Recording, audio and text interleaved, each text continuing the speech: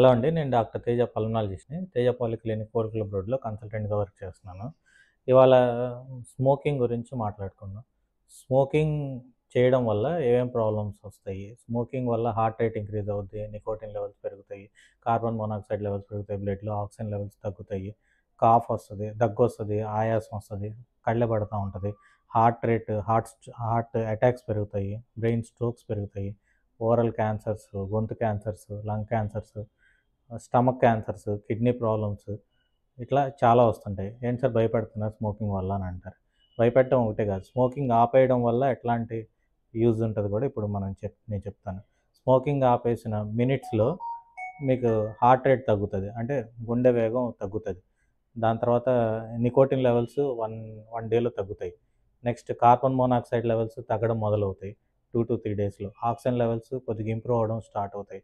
దాని తర్వాత 1 మంత్ అయిన తర్వాత దగ్గు తగ్గడం, ఆయాసం తగ్గడం, ఈ ఈ స్మోకింగ్ వల్ల గాలిగొట్టాల్లో సీలియా పాడైపోతాయన్నమాట. ఈ స్మోకింగ్ ఆపడం వల్ల అది రికవరీ అవ్వడం 1 మంత్ నుంచి స్టార్ట్ అవుద్ది. కఫం బయటకి క్లియర్‌గా వచ్చేసేయడం, కఫం తగ్గిపోవడం. 1-2 ఇయర్స్‌లో హార్ట్ అటాక్ రేట్స్ తగ్గుతాయి. 5 ఇయర్స్‌కి 50% తగ్గుతది హార్ట్ అటాక్ రేట్. 15 ఇయర్స్‌కి ఆల్మోస్ట్ నాన్ స్మోకర్స్‌లో ఎంత హార్ట్ అటాక్ రేట్ ఉంటదో అంతే వస్తది. దాని తర్వాత 10 ఇయర్స్‌కి లంగ్ క్యాన్సర్ రిస్క్ తగ్గుతది. దాని తర్వాత ఈ కిడ్నీ రిస్క్ గానీ, ఇంకా సర్వైకల్ క్యాన్సర్ రిస్క్ గానీ, ప్యాంక్రియాటిక్ క్యాన్సర్ రిస్క్స్ గానీ, స్టమక్ క్యాన్సర్ రిస్క్స్ గానీ తగ్గడం మొదలవుతాయి.